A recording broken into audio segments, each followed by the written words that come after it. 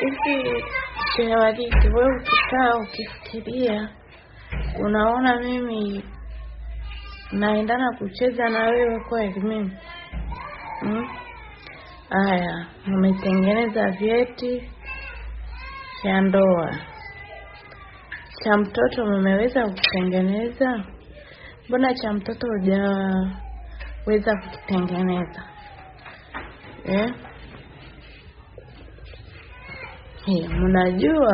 Mnajua kabisa. Ninachojua ni kwamba mimi sijafunga ndoa na wewe hata siku moja. Usinichafue, usijaribu kunichafua tafadhali. Usinichafue, sijafunga ndoa na wewe. Usitafute njia za kujisafisha. Hivi kiongozi gani ambaye nilishawahi kupita kwake ambaye anaweza kuja kusema mimi niliwahi kwenda kwake kusema kama nilifunga ndoa na wewe? Ulivyoenda kwa mufti akakwambia, akakushauri, ulisema nini baadaye? Message ninazo, bado ninazo message ulizonitumia. Umeenda kulisema kwa mufti, umenienda kunivulia aibu kwa mufti, ndakupoteza. Message ninazo, message kila kitu ninacho.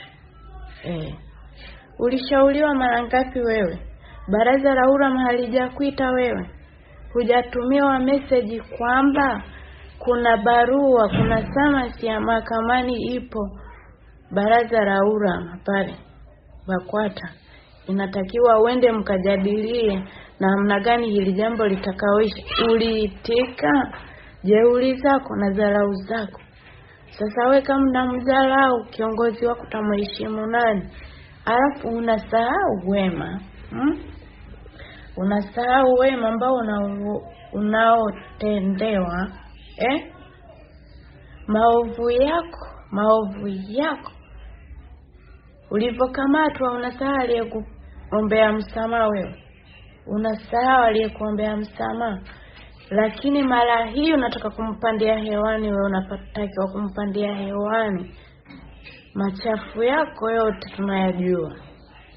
Labda utetewe na hao ambao hawakujui machafu yako. Lakini ninachokuambia, utengeneze vyote ufanyeje. Lakini nakwambia utoboi. Ukweli mimi ndo ninao. Kila kitu chako ninacho mimi hapa. Umeshanielewa? Kwa hiyo hautotoboa. Wewe tengeneza njia zote nini. Alafu kinachoniumiza sana, unataka kumchafua sana mufti. Nilienda mara ngapi kwake? Alikuita mara ngapi kwake? Alimtuma mwanahabari wa BAKWATA aje aongee na wewe kuhusu cheti cha mtoto. Ulimwambiaje? Ulisema hunijui wewe. Sasa mara hii nimefunga ndoa na wewe.